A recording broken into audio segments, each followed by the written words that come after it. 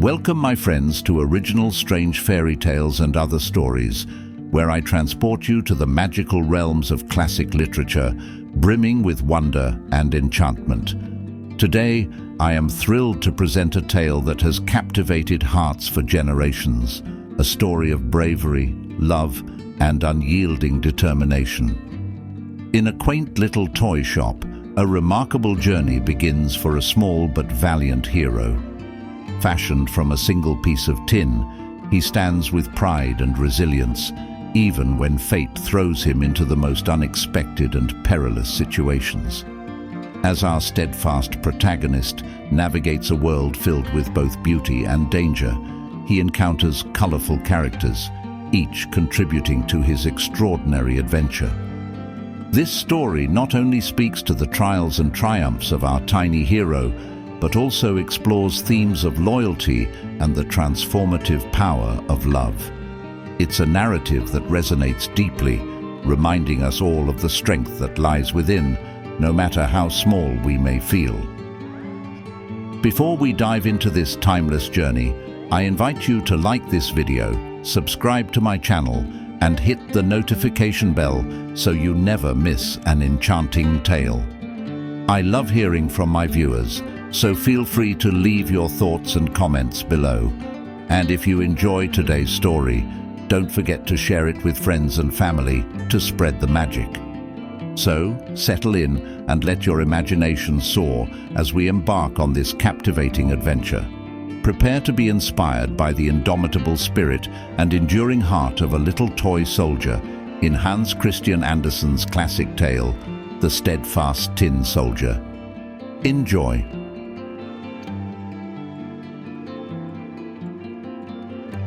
There were once 25 tin soldiers. They were all brothers, born of the same old tin spoon. They shouldered their muskets and looked straight ahead of them, splendid in their uniforms, all red and blue. The very first thing in the world that they heard was, "Tin soldiers!" A small boy shouted it and clapped his hands as the lid was lifted off their box on his birthday. He immediately set them up on the table. All the soldiers looked exactly alike except one. He looked a little different as he had been cast last of all. The tin was short, so he had only one leg. But there he stood, as steady on one leg as any of the other soldiers on there too. But just you see, he'll be the remarkable one. On the table with the soldiers were many other playthings, and one that no eye could miss was a marvelous castle of cardboard. It had little windows through which you could look right inside it. And in front of the castle were miniature trees, around a little mirror supposed to represent a lake. The wax swans that swam on its surface were reflected in the mirror. All this was very pretty, but prettiest of all was the little lady who stood in the open doorway of the castle. Though she was a paper doll, she wore a dress of the fluffiest gauze. A tiny blue ribbon went over her shoulder for a scarf, and in the middle of it shone a spangle that was as big as her face. The little lady held out both her arms, as a ballet dancer does, and one leg was lifted so high behind her that the tin soldier couldn't see it at all, and he supposed she must have only one leg, as he did. "That would be a wife for me," he thought. "But maybe she's too grand. She lives in a castle. I have only a box, with 24 roommates to share it. That's no place for her, but I must try to make her acquaintance." Still as stiff as when he stood at attention, he lay down on the table behind a snuff box, where he could admire the dainty little dancer, who kept standing on one leg without ever losing her balance. When the evening came, the other tin soldiers were put away in their box, and the people of the house went to bed. Now the toys began to play among themselves at visits and battles and at giving balls.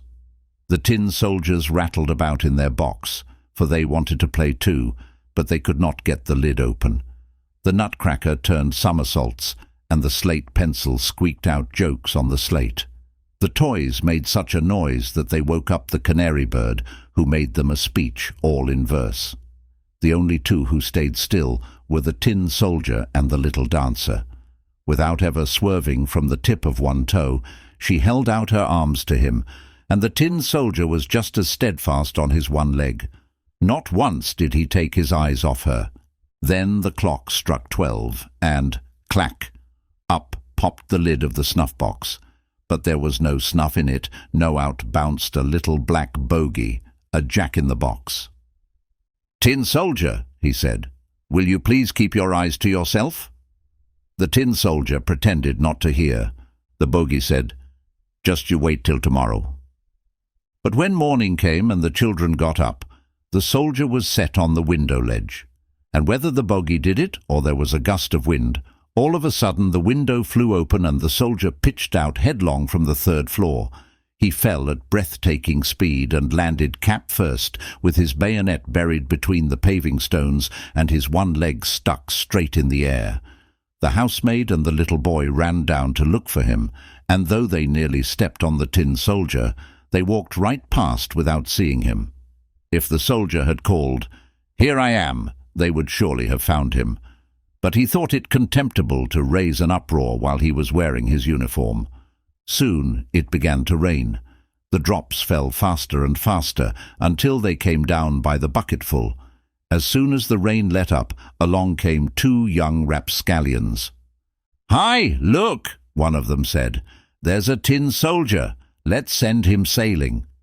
They made a boat out of newspaper, put the tin soldier in the middle of it, and away he went down the gutter with the 2 young rapscallions running beside him and clapping their hands. High heavens! How the waves splashed and how fast the water ran down the gutter. Don't forget that it had just been raining by the bucketful. The paper boat pitched and tossed, and sometimes it whirled about so rapidly that it made the soldier's head spin. But he stood as steady as ever. Never once flinching, he kept his eyes front and carried his gun shoulder high.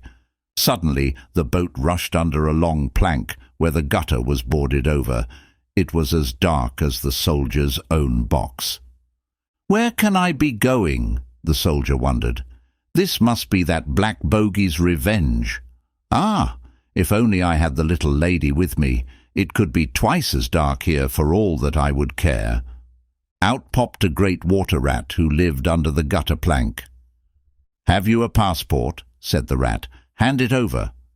The soldier kept quiet and held his musket tighter. On rushed the boat, and the rat came right after it, gnashing his teeth as he called to the sticks and straws. "Halt him! Stop him!" He didn't pay his toll. He hasn't shown his passport. But the current ran stronger and stronger.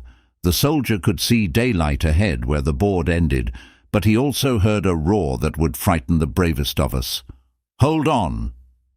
Right at the end of that gutter plank the water poured into the great canal. It was as dangerous to him as a waterfall would be to us. He was so near it he could not possibly stop. The boat plunged into the whirlpool. The poor tin soldier stood as staunch as he could, and no one can say that he so much as blinked an eye. Thrice and again the boat spun around. It filled to the top and was bound to sink. The water was up to his neck, and still the boat went down, deeper, deeper, deeper, and the paper got soft and limp. Then the water rushed over his head. He thought of the pretty little dancer whom he'd never see again, and in his ears rang an old, old song. "Farewell, farewell, O warrior brave, nobody can from death thee save."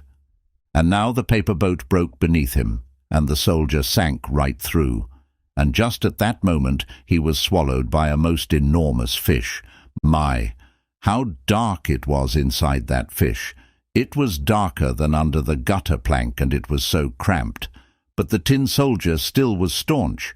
He lay there full length, soldier fashion, with musket to shoulder. Then the fish flopped and floundered in a most unaccountable way. Finally it was perfectly still, and after a while something struck through him like a flash of lightning. The tin soldier saw daylight again, and he heard a voice say, "The tin soldier!" The fish had been caught, carried to market, bought, and brought to a kitchen where the cook cut him open with her big knife. She picked the soldier up bodily between her two fingers and carried him off upstairs. Everyone wanted to see this remarkable traveller who had travelled about in a fish's stomach, but the tin soldier took no pride in it. They put him on the table, and lo and behold, what curious things can happen in this world. There he was, back in the same room as before. He saw the same children, the same toys were on the table, and there was the same fine castle with the pretty little dancer. She still balanced on one leg, with the other raised high. She too was steadfast. That touched the soldier so deeply that he would have cried tin tears. Only soldiers never cry. He looked at her, and she looked at him, and never a word was said. Just as things were going so nicely for them, one of the little boys snatched up the tin soldier and threw him into the stove. He did it for no reason at all. That black bogey in the snuff-box must have put him up to it. The tin soldier stood there dressed in flames. He felt a terrible heat, but whether it came from the flames or from his love he didn't know. He'd lost his splendid colours, maybe from his hard journey, maybe from grief. Nobody can say.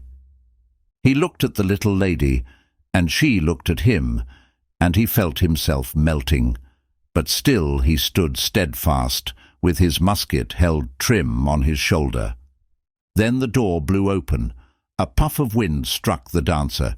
She flew like a sylph, straight into the fire with the soldier, blazed up in a flash, and was gone. The tin soldier melted, all in a lump. The next day, when a servant took up the ashes, she found him in the shape of a little tin heart.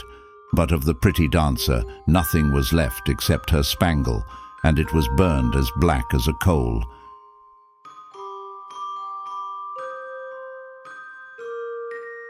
Thank you all for joining me on this enchanting journey through the tale of the Steadfast Tin Soldier. I hope you enjoyed this classic story of courage, love, and unwavering spirit. It's always a joy to share these timeless adventures with you. If you enjoyed this story, please give this video a thumbs up and subscribe to my channel, Original Strange Fairy Tales and Other Stories, for more magical tales.